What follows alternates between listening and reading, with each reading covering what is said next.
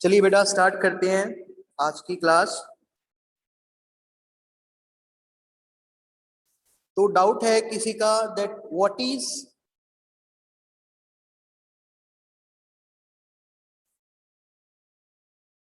Marginal utility of money.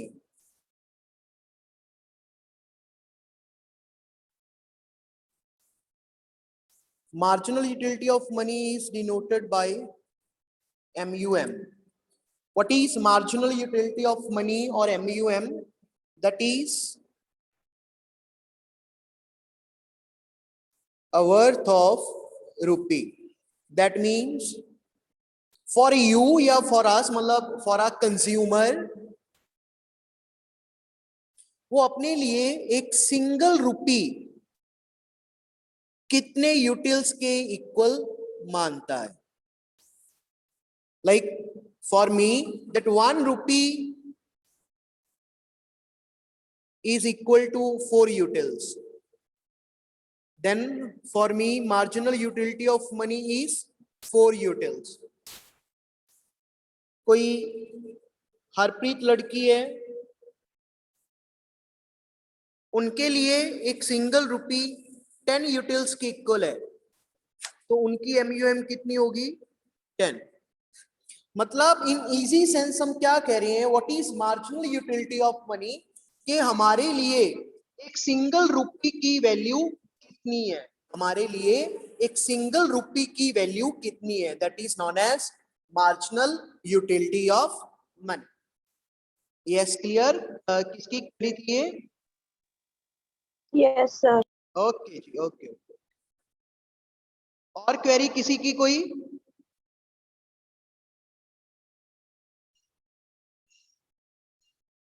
Yes please. चलिए, तो कल बेटा हमने कंप्लीट किया consumer equilibrium in one commodity case, कि भाई अगर कंज्यूमर एक सिंगल कमोडिटी को कंज्यूम कर रहा है तो वो कब कहां कैसे इक्विलिब्रियम में होगा। The condition is where MUX is equal to PX. MUX here means MUX in rupee form is equal to PX.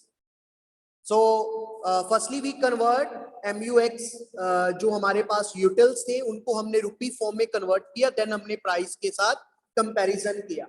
अगर marginal utility of good x ज्यादा है प्राइस एक्स से, तो कंज्यूमर गुड्स की कंजप्शन ज्यादा करेगा एंड वाइस वर्सा। वो अपनी कंजप्शन तब तक जारी रखेगा जब तक वो इक्विलिब्रियम में नहीं आ जाता। सेकंड कंडीशन है हमारी, सेकंड टॉपिक है हमारा, not a condition, that is topic.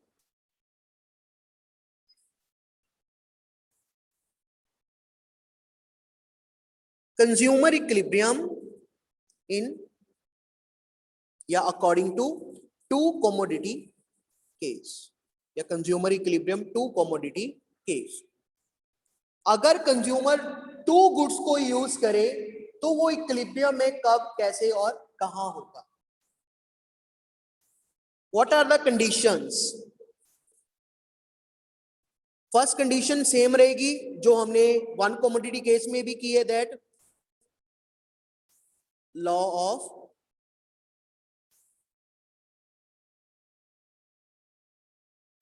ओ यार बंद करो ये वीडियो, कौन ऑन कर लेता है। Law of diminishing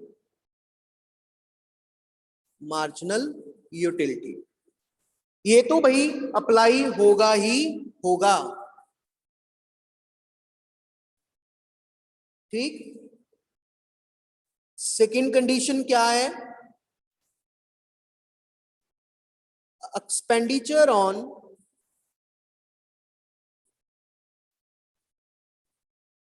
good X plus expenditure on good Y is equal to money. इसका मतलब क्या है कि कंज्यूमर के पास कंडीशन है, इसका जब आप कंडीशन लगा लेते हैं तो उसका कोई लिंक नहीं रहता है। इसकी कंडीशन क्या है कि भाई गुड एक्स और गुड वाई के ऊपर जितना पैसा खर्च किया है वो मनी इनकम के इक्वल होगा। कहने का मतलब इजी सेंस में क्या कह सकते हैं कि जितना हमारे पास पैसा है सारे का सारा पैसा हमने खर्च करने हैं। Suppose if we have 4 rupee then we spent 4 rupees. If we have 10 rupee we spent total 10 rupee. If we have 100 rupee the condition is we have to spend 100 rupee on two commodities. हम अपने पास कुछ भी बचा के नहीं रखेंगे। अब भाई आपके मन में ये क्वेश्चन आएगा कि सर ऐसा क्यों मैं 100 रुपीज खर्च करूं? भाई ये लॉज जो बनते हैं, ये जो केसेस बनते हैं, ये कुछ कंडीशंस के ऊपर ही बेस्ड होते हैं। समझने के लिए, समझाने के लिए तो हमें ये कंडीशंस फुलफिल करनी पड़ती हैं। तो फर्स्ट कंडीशन क्या की हमने कि law of diminishing marginal utility apply होगा। सेकंड कंडीशन क्या है कि expenditure on good X plus expenditure on good Y equal होगा मनी इनकम के। थर्ड कंडीशन क्या है, इसमें एक और लॉ अप्लाई होता है, that is law of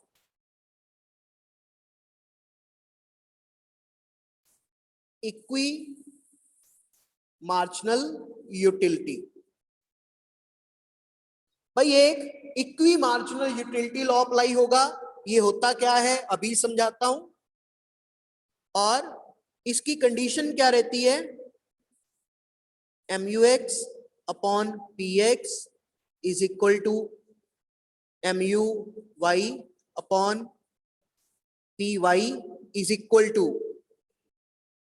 MUM। These are the 4 conditions in consumer equilibrium to commodity case। अब समझिए कैसे कंज्यूमर इक्विलिब्रियम में आएगा, क्या सिस्टम है। सबसे पहले टेबल बनाते हैं।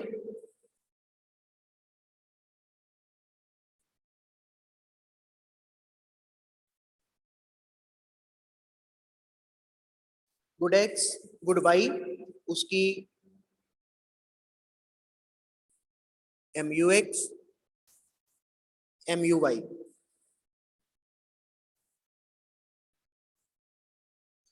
12 10 8 6 4 10 8 6 4 2। यहां पे मैं लिख देता हूं यूनिट्स।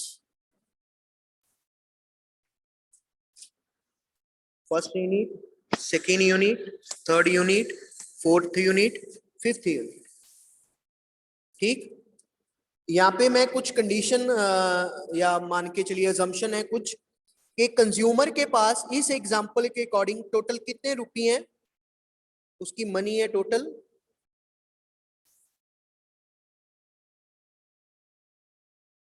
5 रुपये। उसके पास टोटल 5 रुपये हैं। पहली कंडीशन। गुड एक्स का प्राइस कितना है 1 रुपी और गुड वाई का भी प्राइस कितना है 1 रुपी। गुड एक्स की बात करें, गुड वाई की बात करें,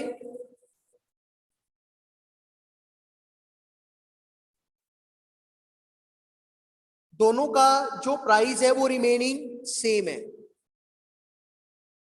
अब यहां पे अपने माइक ऑन करना, क्वेश्चन पूछना है मैंने। भाई कंज्यूमर के पास टोटल में कितने रुपीस हैं 5 रुपी। कंज्यूमर के पास टोटल में कितने रुपीस हैं 5 रुपी। गुड एक्स का भी जो प्राइस है वो कितना है 1 रुपी। गुड वाई का भी प्राइस कितना है 1 रुपी। अब 1-1 रुपए वाली हमारे पास है ना, कोई 2 टॉफीज हैं। टॉफीज मान लीजिए एक MUX है और ये एक MUY है। एक्स कंपनी की टॉफी है और एक वाई कंपनी की टॉफी है। टोटल हमारे पास 5 रुपए है। तो 5 रुपए में पहले तो ये बताइए 5 रुपए में हम कितनी टॉफीज परचेज कर सकते हैं? 5। Very easy. हमारे पास टोटल 5 रुपए हैं तो हम 5 रुपए से कितनी टॉफीज परचेज कर सकते हैं 5। अब ये बताइए कि हम कौन सी वाली 5 टॉफीज परचेज करेंगे। 2 कंपनीज की टॉफी है हमारे सामने। जैसे आप कैंटीन चले गए, कैंटीन में दो बॉक्सेस पड़े हैं, एक में एक्स कंपनी की टॉफीज है, एक में वाई कंपनी की टॉफीज है। आपको आपके पास टोटल 5 रुपीज है, और एक्स कंपनी की टॉफी का भी प्राइस कितना है, 1 रुपी ईच, और वाई का भी कितना है, 1 rupee each. So with 5 rupee you buy total 5 toffees. But now question is, कौन सी कंपनी की आप 5 टॉफीज लोगे? कैसे डिसाइड करोगे कि मैं कौन सी 5 टॉफीज लूं? कैसे डिसाइड करोगे? जो हमें ज्यादा अच्छी लगती है। जो हमें ज्यादा अच्छी लगती है। यहाँ पे ज्यादा अच्छी लगती है का मतलब क्या है?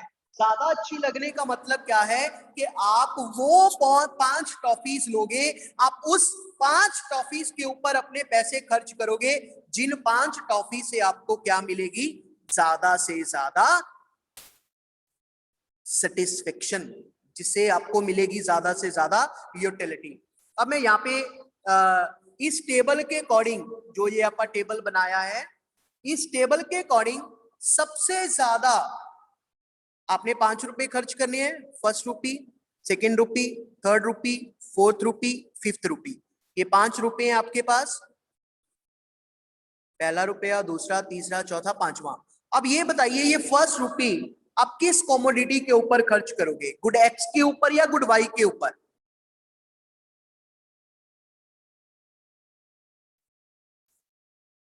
पहला गुड रुपी एक्स। आप किस टॉफी के ऊपर खर्च करोगे? एक्स कंपनी की टॉफी परचेज करोगे या वाई कंपनी की? आप किसके ऊपर पहला रुपी खर्च करोगे? गुड एक्स के ऊपर। एक्स कंपनी वाली टॉफी परचेज करोगे। क्यों? क्योंकि एक्स कंपनी की टॉफी आपको कितने रुपीज कितने यूटिल दे रही है, कितनी यूटिलिटी दे रही है? 12। ओके, अब ये जो यूटिल है मेरा, इसे तो आप खा गए, खत्म इसकी कहानी। ठीक, अब बारी आती है नेक्स्ट। सेकेंड रुपी किस टॉफी के ऊपर खर्च करोगे? वाई के ऊपर खर्च करोगे या एक्स के ऊपर? किसी के ऊपर भी कर सकते हो। अगर वाई के ऊपर खर्च करते हो तो भी 10 यूटिल मिलेंगे, एक्स के ऊपर करते हो तो भी 10 मिलेंगे। क्योंकि पहली टॉफी हमने एक्स की ली है, तो नेचुरली एक्स से सेटिस्फेक्शन ज्यादा मिल रही है, तो एक बार सेकेंड यूनिट हम गुड एक्स का ही कंज्यूम कर लेंगे। कितने यूटिल मिले? 10 यूटिल। ये भी खत्म।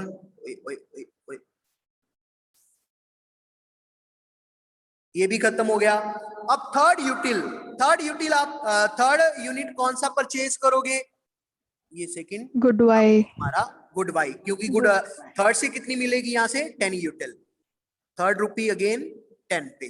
फिर फोर्थ रुपी, ये भी खत्म हो गया थर्ड वाला। अब फोर्थ रुपी आप किसके ऊपर स्पेंड करोगे? गुड वाई के ऊपर। 8 यूटिल दे रहा है। और फिफ्थ रुपी इसके ऊपर, गुड एक्स। Good x. ये जो आपका कॉम्बिनेशन बना है, दैट मींस टोटल में आप 3 टॉफीज कंज्यूम कर रहे हो एक्स कंपनी की, और 2 टॉफीज आप कंज्यूम कर रहे हो गुड वाई की। इसके बिना, अब देखिए इसमें आपको टोटल कितना सेटिस्फेक्शन मिला? टोटल कीजिए। 12, 10, 22, 22, 30, 40, 48। You get total 48 utils. इस कॉम्बिनेशन के बिना आप कोई भी कॉम्बिनेशन चूज कर लीजिए, आपका जो सेटिस्फेक्शन का लेवल है वो इससे कम ही होगा, इससे ज्यादा नहीं होगा। ट्राई करके देख लीजिए, अभी भी आपकी स्क्रीन के ऊपर लिखा हुआ है सब कुछ।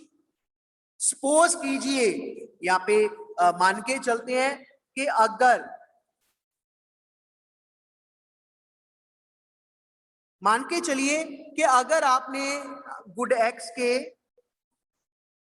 4 यूनिट कंज्यूम किए होते और गुड वाई के कितने करते फिर आप? 1, तो कितनी यूटिल मिलती है आपको? 12, 10, 22, 8, 30, 36, 36, 10, 46, 46।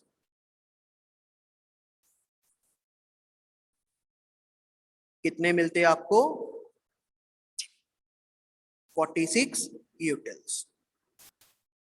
हमारे वाले कॉम्बिनेशन से कितने मिल रहे हैं? 48। लेकिन इस कॉम्बिनेशन से कितने मिले? 46। माने ये कॉम्बिनेशन सुटेबल नहीं है, कम यूटिल मिल रहे हैं। ये नहीं चूज करेंगे। बदल के देखिए, अब आप ऐसा कीजिए, 4 यूनिट कंज्यूम कीजिए गुड वाई के और 1 यूनिट कंज्यूम कीजिए गुड एक्स का। अब कितने यूटिल मिलेंगे? 10, 20, 28, 30, 40। इससे कितने मिले आपको? सिर्फ 40 यूटिल्स।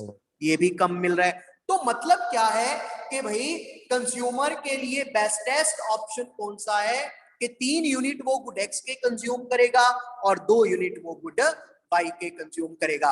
अब मैंने आपको एक कहा था कि law of equi marginal utility, ये क्या होता है? Law of equi marginal utility हमें क्या बताता है? Law of equi marginal utility कहता कि भाई कंज्यूमर, ये लॉ समझा रहा हूं, ध्यान से समझना। कंज्यूमर अपने, जब भी वो 2 कमोडिटीज के ऊपर पैसे खर्च करेगा, लॉ ऑफ इक्वी मार्जिनलिटी क्या बता रहा है कि कंज्यूमर 2 गुड्स के ऊपर इस तरह से पैसे खर्च करेगा कि लास्ट 2 यूनिट से मिलने वाली सेटिस्फेक्शन, लास्ट 2 यूनिट्स उसने कौन से परचेज किए? यही है ना, चौथा यूनिट गुड वाई का और 5वां यूनिट गुड एक्स का। कंज्यूमर अपने इनकम के लास्ट 2 यूनिट्स 2 गुड्स के ऊपर इस तरह से स्पेंड करेगा कि उसको लास्ट 2 यूनिट से मिलने वाली सेटिस्फेक्शन क्या होगी? बिल्कुल सेम। अगर आप ये सेम नहीं करते हो, अगर लास्ट में आपने जो 2 यूनिट परचेज किए हैं उससे आपको सेटिस्फेक्शन सेम नहीं मिल रही है, तो आपका ये लॉ ऑफ इक्वी मार्जिनलिटी अप्लाई नहीं हुआ। और अगर आपका लॉ अप्लाई नहीं हो रहा, यहाँ पे कंडीशन फुलफिल नहीं हो रही है, तो आपका ये consumer equilibrium two commodity case भी पूरा नहीं होगा। तो भाई इसके कुछ असम्पशंस हैं, कंडीशंस हैं। अगर आप वो कंडीशंस ये फुलफिल करोगे तभी आप इसको सॉल्व कर पाओगे, तभी ये लॉ अप्लाई होगा, तभी कंज्यूमर टू कमोडिटी केस के अकॉर्डिंग इक्विलिब्रियम में आएगा। Otherwise consumer two commodity case के अकॉर्डिंग इक्विलिब्रियम में नहीं आ सकता। क्लियर? तो फर्स्ट कंडीशन है law of diminishing marginal utility apply होगा। सेकंड कंडीशन है गुड एक्स के ऊपर जितना पैसा खर्च किया है प्लस गुड वाई के ऊपर जितना पैसा खर्च किया है, टोटल किसके इक्वल होगी? मनी इनकम के। यहाँ पे देखिए टोटल 5 रुपए खर्च कर दिए, हमारे पास टोटल 5 रुपी थे। गुड एक्स के ऊपर कितने रुपी स्पेंड किए? 3। गुड वाई के ऊपर कितने किए? 2। टोटल में कितने किए? 5। ये भी कंडीशन फुलफिल कर दी। थर्ड कंडीशन क्या थी? Law of equi marginal utility apply होनी चाहिए, वो भी फुलफिल कर दी और ये कंडीशन भी हमारी फुलफिल होगी। देखिए 8/1 इज इक्वल टू 8/1। क्लियर? कोई क्वेरी है तो पूछिए फटाफट।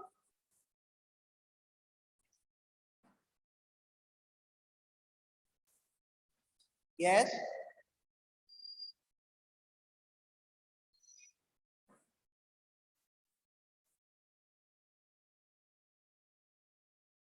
these are consumer equilibrium two commodity case and price remaining constant. इसमें एक केस ऐसा भी आता है कि अगर प्राइसेस डिफरेंट हो, जैसे अपन ने यहाँ पे कंडीशन ली है कि गुड एक्स का भी प्राइस 1 है और गुड वाई का भी प्राइस 1 है, तो अगर प्राइस डिफरेंट हो, गुड एक्स का प्राइस 8 रुपी है, गुड वाई का प्राइस 4 रुपी है, तो सारा सिस्टम सेम ही रहता है। फिर आप क्या करोगे? इसको पहले आप रुपी फॉर्म में कन्वर्ट कर दोगे, आपकी बुक में शायद टॉपिक दिया होगा। इसको आप रुपी फॉर्म में कन्वर्ट करके वही प्रोसेस फॉलो होता है, वही कंडीशंस अप्लाई होंगी, लॉ ऑफ डीएमयू अप्लाई होगा, सारे के सारे पैसे खर्च करने हैं, law of equi marginal utility apply होगा और MUX अपॉन PX इक्वल रहेगा MUY अपॉन PY।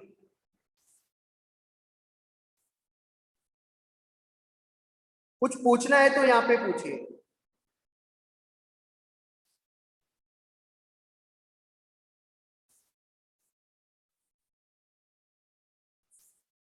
बताइए।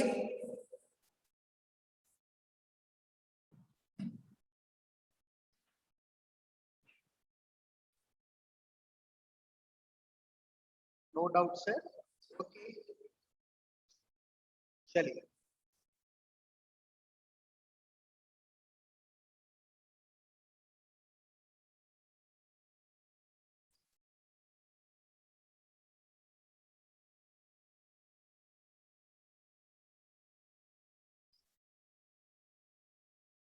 में क्वेश्चन आता है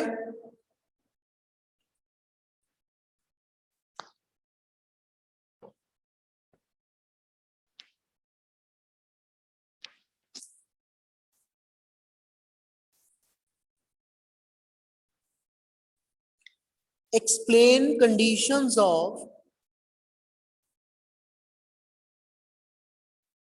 कंज्यूमर इक्विलिब्रियम। कंज्यूमर इक्विलिब्रियम की कंडीशंस एक्सप्लेन कीजिए। यहाँ पे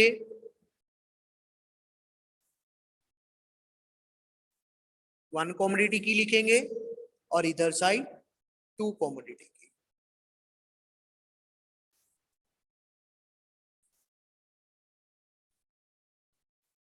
फर्स्ट कंडीशन क्या है?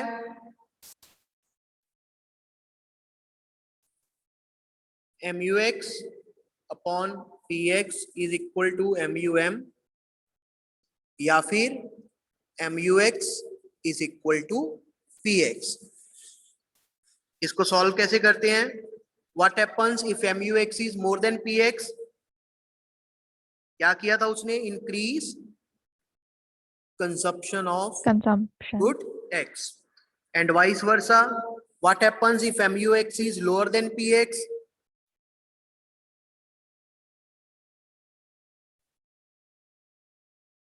Decrease consumption of good X।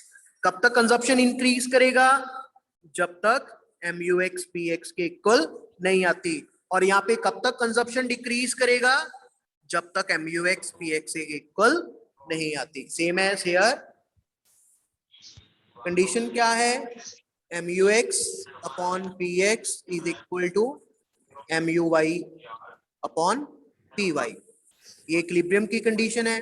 But what happens if MUX upon PX is more than MUY upon PY? किससे सेटिस्फेक्शन ज्यादा मिल रही है? गुड X से। तो कंज्यूमर क्या करेगा? Increase consumption of good X and decrease consumption of good Y। कब तक? जब तक कि कंज्यूमर इक्विलिब्रियम में नहीं आ जाता। And vice versa, if MUX upon PX is lower than MUY upon PY, इस केस में कंज्यूमर क्या करेगा? Increase consumption of good X की बजाय यहाँ पे क्या आ जाएगा? Increase consumption of good Y and decrease consumption of good X। कब तक? जब तक कि कंज्यूमर इक्विलिब्रियम में नहीं आ जाता। This is first condition. Second is